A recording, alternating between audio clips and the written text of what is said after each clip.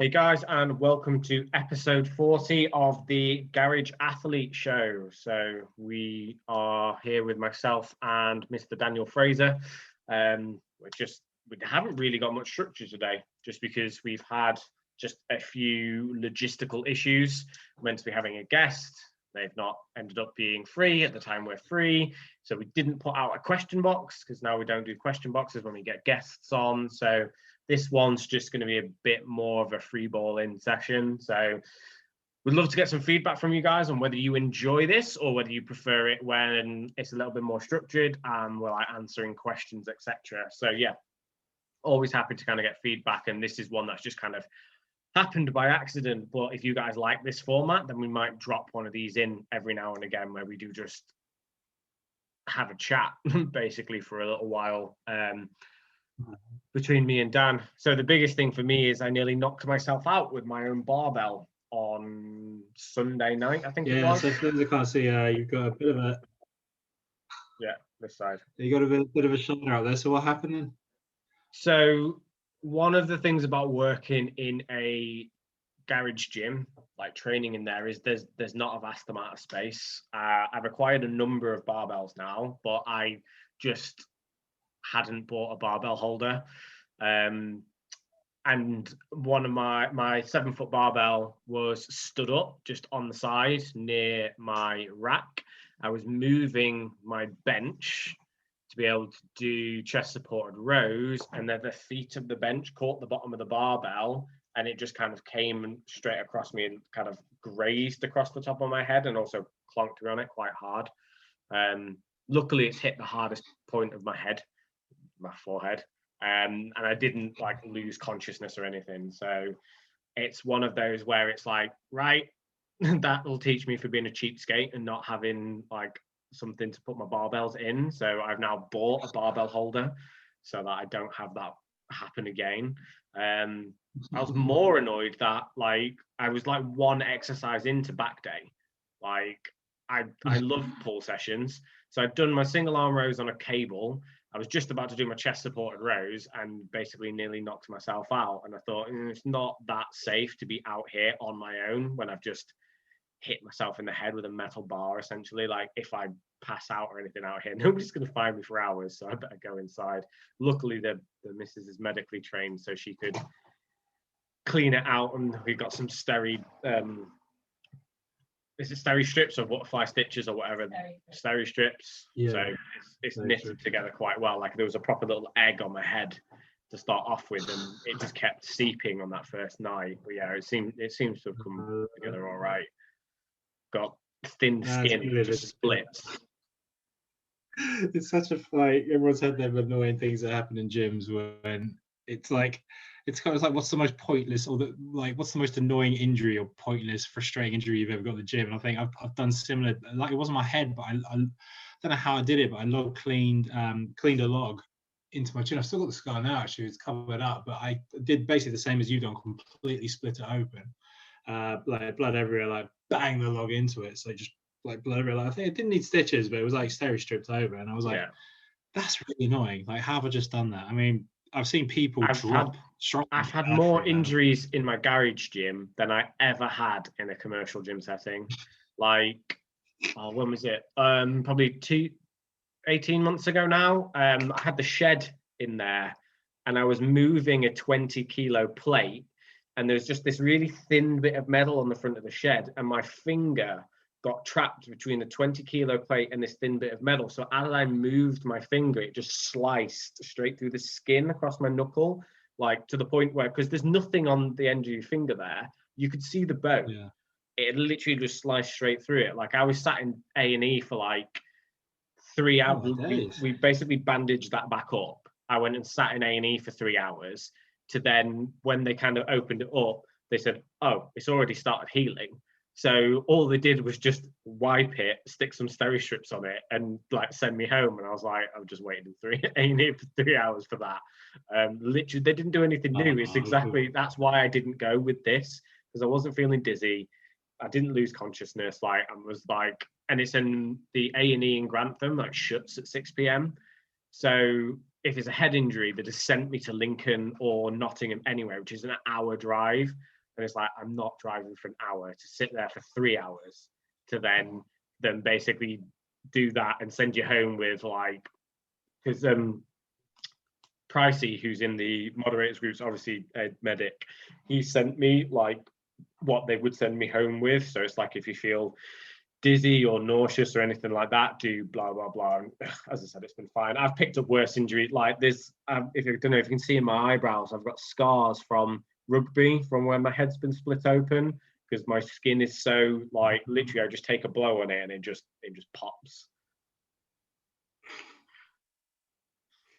Jeez, man, you've been through the wars on that. Yeah, injuries are that.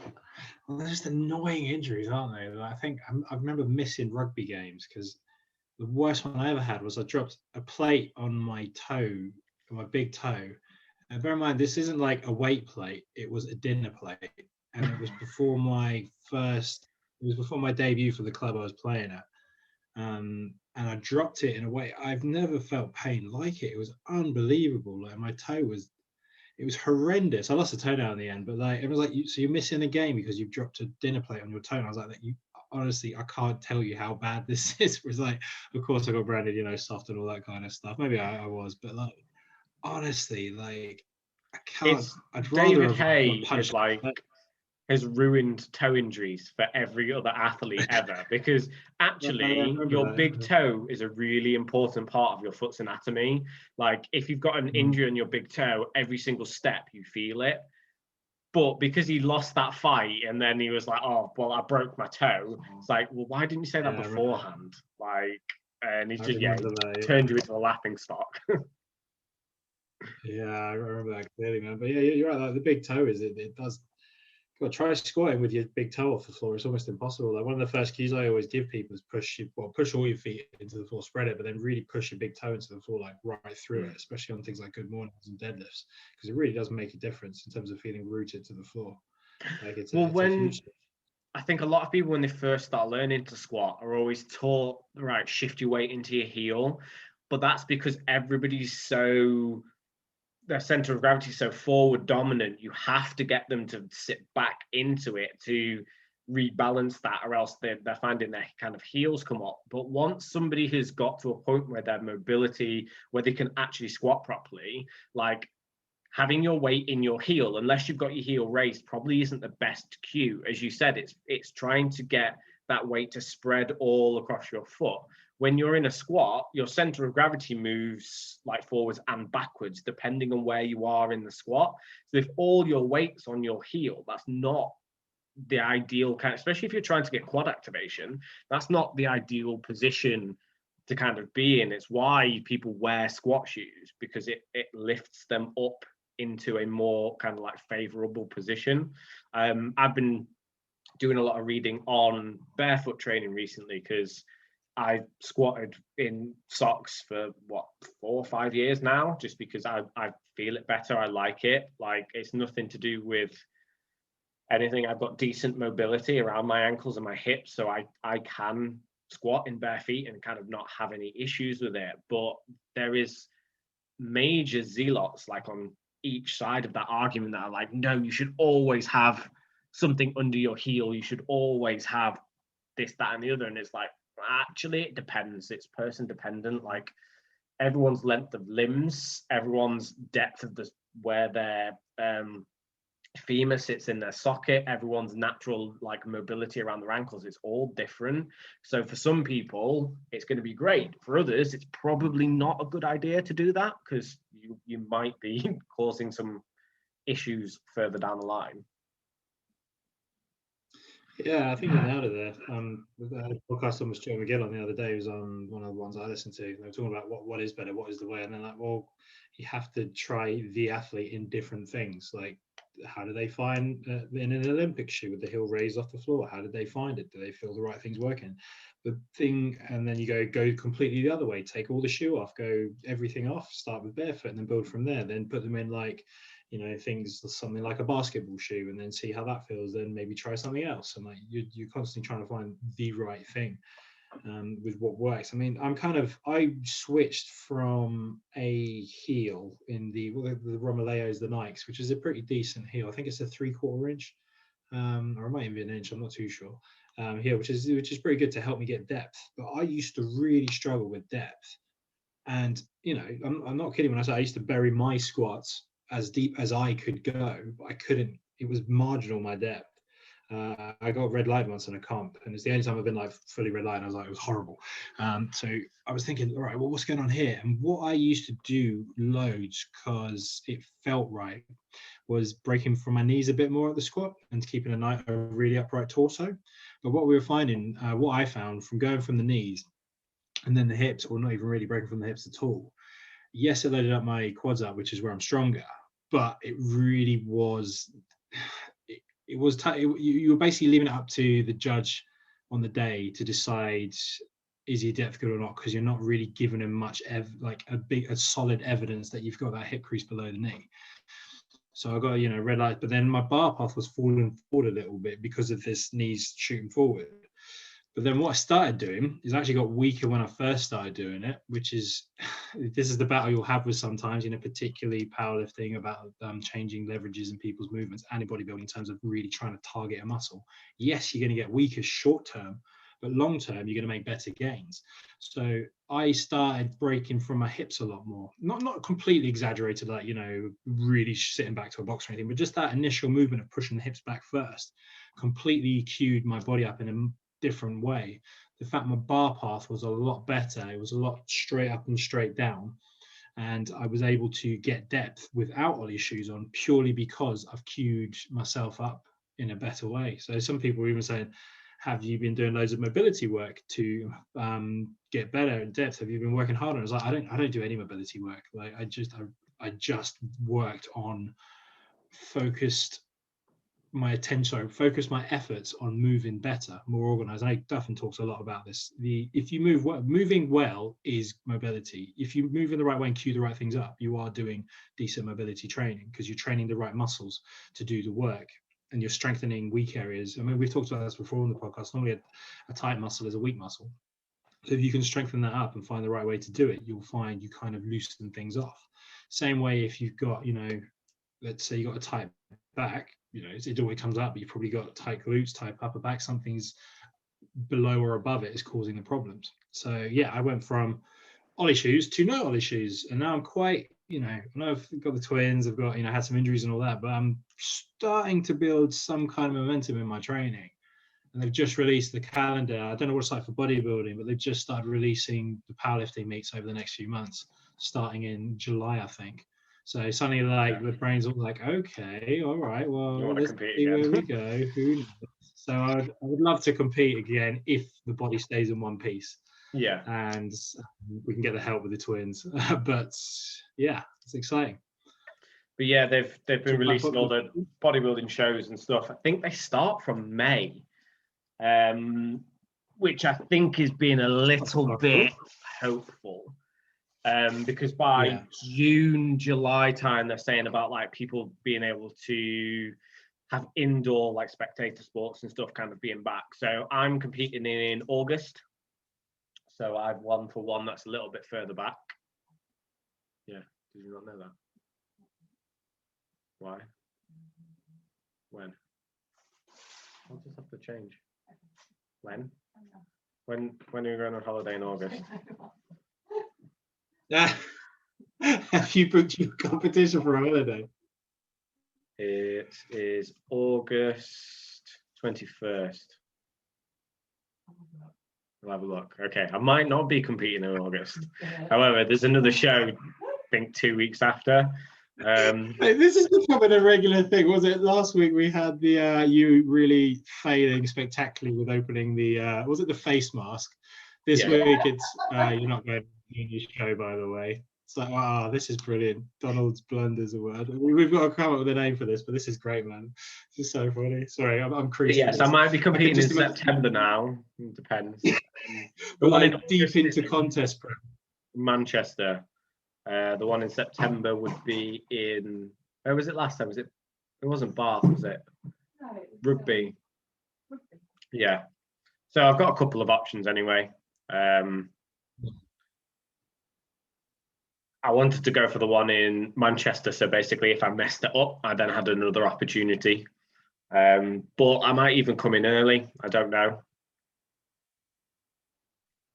It depends how prep goes, really.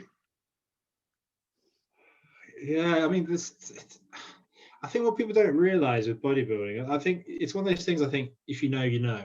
Like powerlifting it's hard. Strongman is hard, but fuck me, bodybuilding is another level of like dedication and because you've not just got the lifting, you've got the nutrition, but you've also got the posing and all that crap that comes with it, and you've also got you're getting to crazy lean levels, and you talked about it of like it's pretty hard strain on everyone, not just you when you do it. I've been dieting for 3 weeks now.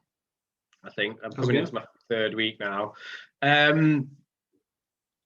We're still in that point of just trying to get the body in the right place. So I dropped an initial kilo off quite quickly, and then it slowed back down again. So we've pulled a few more calories. So right at the end of my building phase, or bulking phase, or whatever you want to call it, I was on like 4K calories on a training day, 3,600 on a non-training day. That initially came down to 3,300 on a training day, and then 3,100 on a non-training day. That's just dropped down again now to 3,000 on a training day and about 2,900 on a non-training day. So the gaps between training day and non-training day have become kind of a lot smaller. No cardio yet. It's just bumping my. Pardon? Why did you drop? What was the decision to bring the calories down? So basically, I dropped the initial kilo in that first week quite quickly, and then for 2 weeks it's like plateaued off. But we just wanted to see. When you say plateau, how little has it gone to? I just haven't dropped anything. It's about the same. Nothing. So I've come from 80. I think my heaviest weight was 83 and a half ish. To I'm hovering around the 81.7, somewhere between 81.7 and 82. And it's been stuck there for like a week and a half now. So he's pulled a few more calories out. We're adding a few more steps in. So on a non-training day now, it's an extra 2,000 steps, which is what, 2 days a week. So we're just trying to get things in the right place to get things moving again. It's just taken a little while for it basically to all kind of settle down, I reckon. But because I was in a building phase for so long, I think we've had to have a bigger shift in terms of the energy balance than what would kind of normally be expected. But the last few weeks were a bit like hit and miss in terms of the building phase. So I don't think I was quite hitting top end calories as often as I needed to then not have to pull so much out to then start that deficit. Yeah, I think the reason I'm asking these questions is because I'm trying to give guys, girls, everyone that are listening, an idea of when you are making changes and why you make changes. So for people that are listening who are on, fat loss, if they're not making strength gains, one of the things you do as a coach, you working with a coach, you're a coach yourself, is okay, right, so how much are we on? Have you done everything I've asked of you to a T? Let's say you're a perfect client. Yes. Okay. Have we given it enough time, like a week, 2 weeks? Yes. Okay. You've slept, you're tracking your sleep, your walks, you're training hard, you're feeling good. Okay, then it's the next thing is, okay, let's pull out 50 grams on this day of carbs, 25 grams of fat on a training day. I think, well, that'd be huge, but not that much, but like little small changes there to get progress moving. So the fact you lost some weight, but then you stopped, but you've been doing all the right things, that is basically your you achieved balance, equilibrium. What's the word? Homeostasis. There's a word for it. It's escaped me. Yeah, homeostasis. There you go. So now you've stuck. Yeah, homeostasis. That's the one. So now you've got to a point where we're stuck. Where is your stress levels okay? You feeling all right? Yes, everything's fine. Okay, we now know what to do to get you to the next stage. So if you use that small reduction, adding in a few steps has got you to that next stage. So it's a real key thing for people dieting, for people working with coaches. When you work with a coach, for the first month or so, go to it to the letter, do exactly as you're told before you start kind of developing that relationship of what to do and change. I mean, you can have that relationship, but it's very much more like, I'll do exactly what you say.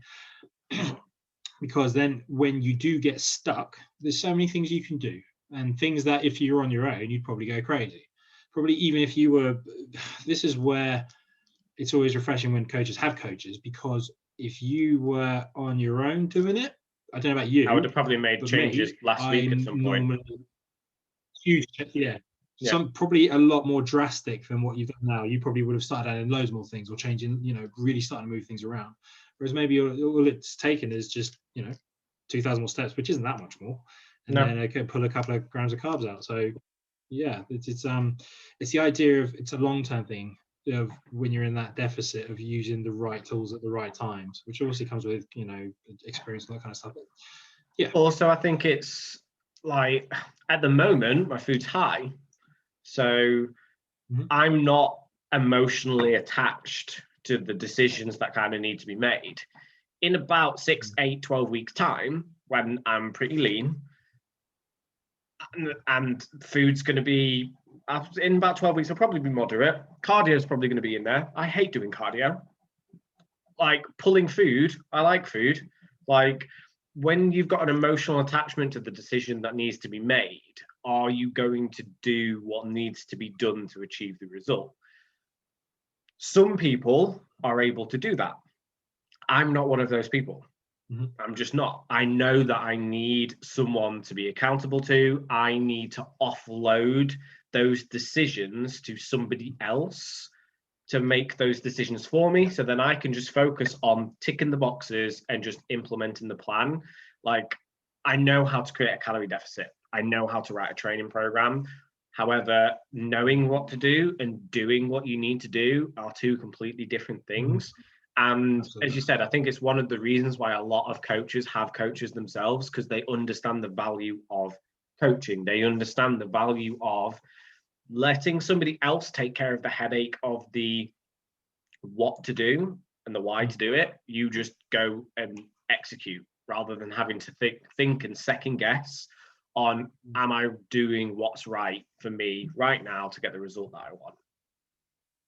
Yeah, absolutely. I mean, on the other flip of the coin, I've had this conversation with loads of people. Like, some people like making the mistakes, like learning from it. I quite, I wouldn't say enjoy, but I see myself as like this one giant experiment of kind of what works and what doesn't work. And I know it's personal to me. You do pick some things up of, well, maybe that wasn't the best idea, or maybe I should do more of that, or what have I learned from this? Because you do learn a lot from your failures as well. But I mean, I've had conversations with people, and it's like, yes, I could get coached, but I quite enjoy making, I would say enjoy, but I'm happy learning as I go, which is a fair point. And there is a time for that as well. But then you could go flip the coin again and say, well, yeah, let's apply that mindset, but working with someone else, and maybe you could still make tons of progress as well. But it doesn't, I'm a coach for a living. I want to coach people. That's what I do. But some people like going on their own, doing their own things. Like some, I say it every time, but some people like doing their own accounts and doing their own tax at the end of the year and feel great for doing it. Me, couldn't think of anything worse. So I would happily pay someone whatever to do it, because I know it's going to be worth it and in the return. So yeah. So how is training going for you? You said you're starting to get into a bit of a role. Yeah. So a role for me is being able to step foot in the garage about 7:30 or 8 and do something, whereas before I couldn't do anything. And I'm posting more on Instagram of my training, because it's almost like my training log. So I'm putting pretty much everything I do in that session is all going up, how it feels, why I'm doing it, because it's nice to look back on and see, training. Like, sometimes you get them time hop things. Some people don't time hop now because we're a year into this shitty lockdown, so it's probably not the best for everyone. But it's all for training to see where you are, how it's going, that kind of stuff. And I've changed my routine up a bit. I've been doing more of a sort of like the push-pull legs kind of thing. I was aiming for 6 times a week, but it's not really possible just with life and stuff. So I've been getting in 5 times a week, which has been really nice. And I've been coping with that okay, actually. But what I've been doing has been more sort of how working to what's on the day, not necessarily the numbers. So I was used to be a big proponent of percentage-based training. And for most people, I still think it is the best way to go. But percentage training doesn't account for days you feel like turd. If you've got any sleep, if you're feeling really good that day, it doesn't quite account to that. So what I'm doing now is I have an idea of the percentage I want to work with, but I'm going more towards RPE. So I'm more towards how it feels on the day. So now I've been training for a little while. I've introduced heavy singles back into my training. By heavy single, I mean 8 RPE. So for those that don't know, it means you're going to lift a weight for 1 rep, but you're going to lift that weight for 1 rep knowing you could do 3 reps. So it's what we call normally like an opener, normally on a squat or something. So your final, one of your second to last warm up before your max lift of the day. So you do that 1 rep and it's heavy, but it's not maximal. So we're talking, it should be around 92 to 6% of what you're trying to, of your max. So the reason I like doing that is because it gives you a great bit of feedback onto how you're feeling that day. Secondly, it's kind of nice. It's just fun to lift heavyweight. I think I've been away from heavyweights for quite a while now. So it's nice to kind of just tickle that a little bit, just seeing what's there, seeing what I can do. And then thirdly, it sets you up for the day. So you can kind of lift that single, then you know from how it's felt, whether to either go for the PB on that day, which it might well do, or you can know when you go down to your back off sets that you think, okay, well, it wasn't firing the way I wanted to. I'm going to be a bit more conservative today. So a good example would be last week, I went to do my overhead press. I went to do 80 kilos for some reps, which is around 85% of my overhead-ish, I think. So I didn't do the single. I just wanted to get in a lift and get out. It was all crap, absolute rubbish. Did like 2 sets of 4 and then called it a day. This week, put the single in, did 90, and I was like, okay, well, that feels all right. It doesn't feel incredible, but I could do that for 3 if I wanted to. So I was like, okay, well, it should be all right to push harder on the 80. So I did the 4 sets of 5 this week that I was aiming to do last week. So it's kind of that good indicator of how it's going on the day. Yeah. So yeah, and I just enjoy heavy singles. And I find for the guys I'm training, they just love, you kind of find it's like bodybuilders love the pump, powerlifters love that feeling of that max weight. And you can do, there will be times you do both and that kind of stuff, but you kind of, yourself which one you love. So for me, it's all about that weight, how it feels. I love bodybuilding training as well, but I really love how that single weight feels.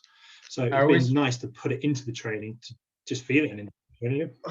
I always find it funny when I'm watching guys that talk about bodybuilding and how they want to be a bodybuilder, etc. And then you look at their training and it's full of like sets of like 4s and 6s. And it's like what you say and what you do are completely different things. Like, yes, there is a time and a place to do some heavy sets of 4s and some heavy sets of 6s. However, the meat and potatoes of your program should be somewhere between probably 8 and 30 reps if you're going for maximum hypertrophy, except for if you're Jordan Peters and just an absolute freak of nature, because he just doesn't seem to lift anything for less than 6 reps on his big exercises anyway. It doesn't yeah. But like Jordan's always been like an absolute tank, even when we were like 15, 16. Like, yeah, he's a fucking. I remember like before a game once, he'd be like, "I can bench press more than you." But yeah, I can bench press more than you, can't I? I was like, "You probably can, mate. Look at the size of you, like this tall." He was a scrum half, though, wasn't he? He'd always been like, yeah, he was a scrum half, but he was huge. My claim to fame is that I managed to fluff him up. They have a bit of a personality. You've got to have a certain type of personality to be a scrum half. Like to be he normally between like most scrum halves somewhere between like 5 foot and 5'5" to be able to boss around a group of 8 like 6 foot 150 kilo like professional rugby players. You've got to have a certain scrappiness about you to be able to give as much as you can get, because those guys could just flatten you. I never had the personality to be a scrum half. I'm not yappy enough.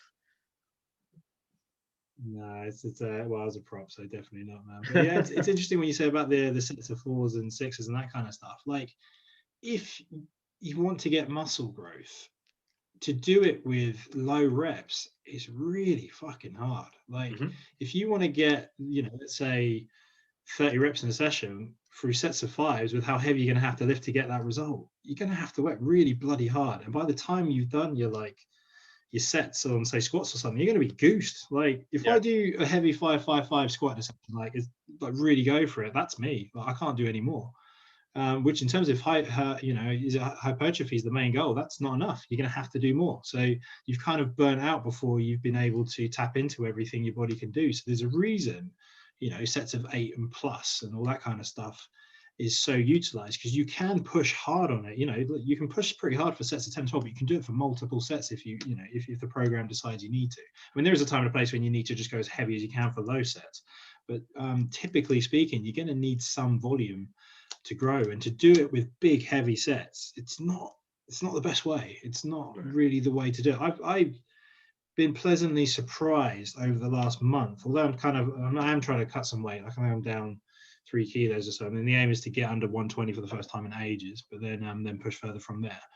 But I was actually finding, from smashing the protein in and doing loads of reps, I haven't had muscle growth like that for ages. Like things from changing the angles, from doing things, I'm putting on muscle where it kind of gets a little bit neglected. I mean, we're talking, adding muscle, the squat bench deadlift is going to build a lot of muscle for most people. But you'll need a point where you need to add some bits on top.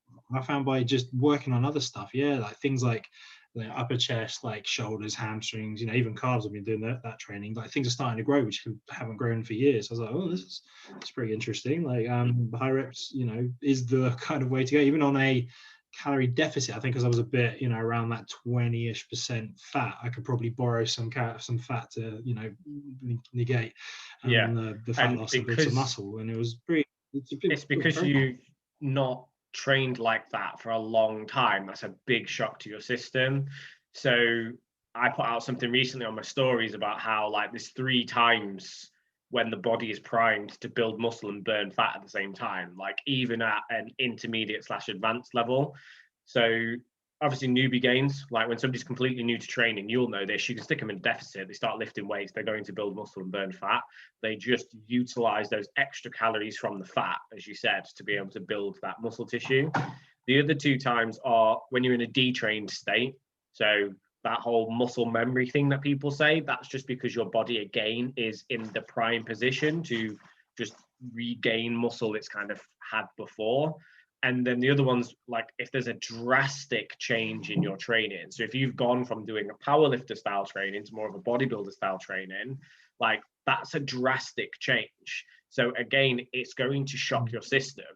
It has to be done for a certain period of time, just because I tried to have this, somebody DM'd me and was arguing with me about it, and I just gave up in the end, because arguing with stupid people on the internet, it's you're never going to win anyway. It just gets was it about box squatting by parallel? I can't even remember what it now. No, sorry, but it was chaos training, basically. That's what I was trying to say. So you were saying if you shock the body each session, you can build muscle and burn fat. And I was just no. I just don't. I wholeheartedly don't agree with that. You need to, yes, there needs to be some variability in there, but you also need to have a level of consistency. You can't just be from one week going heavy bench press, the next week doing dumbbell incline press for sets of 30, the next week doing sets of 8 to 12. There's got to be a certain level of consistency to then make that overload progressive, or else you're just sending all kinds of mixed signals. I think he was a big CrossFit fan, so it was just I'm never going to win this argument with somebody who's in your shoes. So I just you know what, I'm going to agree to you okay? I'm going to agree to disagree and leave you with that one, mate. I think you unfollowed me after that. I was like, that's fine. You're not the type of person I'd want to have on my account anyway. Okay, man. But yeah, it's funny when you're talking about the places you can do it. You've literally named me and I think 3 of the examples: detrained, shock to the system, and a bit fat. So I was I wasn't actually losing weight, but I was like, fucking, it sounds like so stupid, but just building all this delicious muscle. I was like, well, I'll take this. This is quite nice. So yeah, it's quite fun. I can see like I think with powerlifting, you do get tied into in strongman to the goal so of lifting weight, which is you should do. But then it was nice, and it still is nice. I'm still more on the hypertrophy side of things and strength. That it's just nice to see like changes being made, gains being made. Like, do you remember when you were younger and you'd like suddenly get stretch marks on your arms and stuff like that because you were lifting so well? Everyone does 20,000 sets of bicep curls, right? But it's just been nice to kind of get those gains again. But then, funny enough, for my main lifts, my bench press is feeling really, really good at the moment. And I haven't done much like benching, but I've done tons of overhead and tons of tricep work.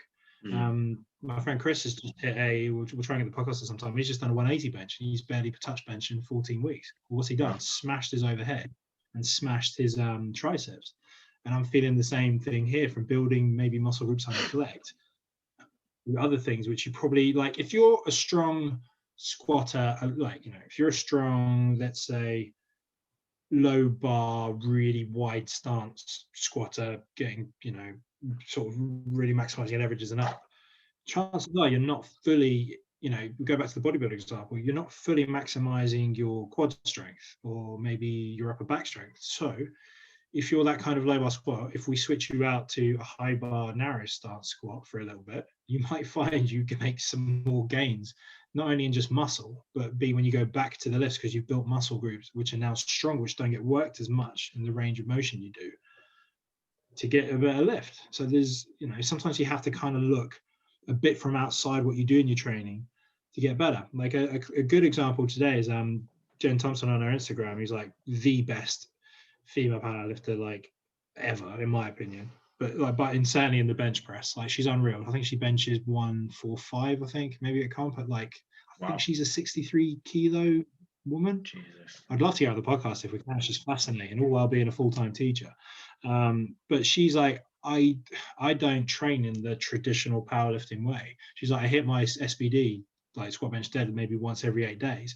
But the rest of it's tons of, you'd love this, mate. Leg extensions, hammy curls, bicep curls, dumbbell presses, like loads of stuff which people say you shouldn't do. And she's like, well, you know, It's working for I've me. lifted for how many years? How many world championships? Yeah, it's working for me, you know. Much the way, you know, Dorian Yates absolutely crushing. Everyone says you can't do that. It's not enough volume. You're not going to make any gains. Like, he did it right, didn't he? So, you know, staying true, you kind of get to figure out in your own training what works and what doesn't. And this is where, if you are working with someone, keep pulling stuff out of what you get from the program, which you think works, and maybe have a conversation with them or move on if you think it doesn't work. And you can sort of add to your own sort of training philosophy. Yeah, like a big thing on my. I was going to say, like, before I worked with Jake, I never really used to use, the only time I'd use like sets of like 20 was in doing like a, what do you call them? Is it suicide set with quads normally? So you do like a heavy set of 6 to 10, drop off about 10% weight, then do on something like squats. So heels elevated, back squats. So an initial set of 6 to 10, drop 10% weight, do 12 to 15, drop 10% weight, do 15 to 20. Like, that's the only time I really use that rep range. But actually, I've started throwing it into some more clients' work. Yeah. Like, for example, Jay, he's like maxed out his dumbbells now because he's got a pair of adjustable dumbbells, and like a lot of his dumbbell exercises, like he's maxed out to get to sets of 12. So I've just gone, okay, we're going to do sets of 12 to 20 now for the next block of training for those exercises you've maxed out, because he'll have to drop his weight by about at least 20, 25% to go from a max effort set of 12 to a max effort set of 20. But if you're still hitting failure at 20, it's still going to stimulate hypertrophy. And it's just another string to the bow to be able to add in to change things up. Like when I first started doing sets of 20, for example, on dumbbell chest press, before I was doing sets of 12 with like 42.5 kilo dumbbells. Like, my technique probably wasn't the greatest because I was just chasing that heavy weight. But as soon as I dropped down to a set of 20, like the weight had to drop right back down to about 17.5 kilos, because I was focusing on rep number 1 and rep number 20 being the exact same, and I'd hit failure at 17.5 kilos. And then over 6 months, I built that back up to being over 30 kilos for sets of 20.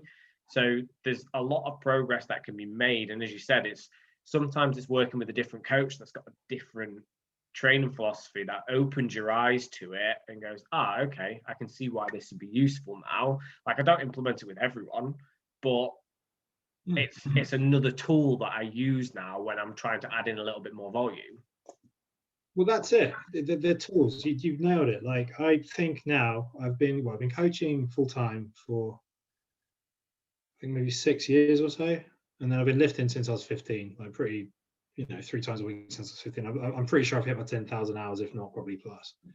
But there's all these little things in your tool case, that stuff you might even forget about. Like, it's funny just hearing you talk there. I'm thinking, oh shit, there's stuff like 6, 12, 25. That was a big one when we were younger, of training. There's stuff like 6 and 12. There's stuff like German volume training. I'm listening to all the Poliquin stuff. There's stuff like, EDT training. There's loads of wave training. There's loads of things, little tools and tricks, and it's picking them at the right time. So I found in lockdown, because people have limited kit, limited resources, not ton. Well, some people had all the time in the world. Some people didn't have that much time. You really have to call on that toolbox to find what works for people. So, I think you posted about how if you're pushing to near failure or failure, you can work with sets of 20, you can work with high rep sets, you can do 15, banded weight can be great. You might actually find you make some new gains there. I've actually found in lockdown, especially with my strength athletes, for me, it's done wonders for them in terms of shifting the focus off from that 1 rep max, in terms of body composition, work rate, building muscle. When they've gone back to the gym, they feel like different athletes. They feel like they've hit, they've upgraded themselves. They feel like they can handle a lot more and do a lot more. Everything just feels better. So stuff like, if you're limited on weight, things like pauses, things like drop sets, things like tempo sets, things like, maybe if you're strong, benching with your hands wide, bring it in close, go, work with what you've got. So it's part of the fun, I think, as a coach.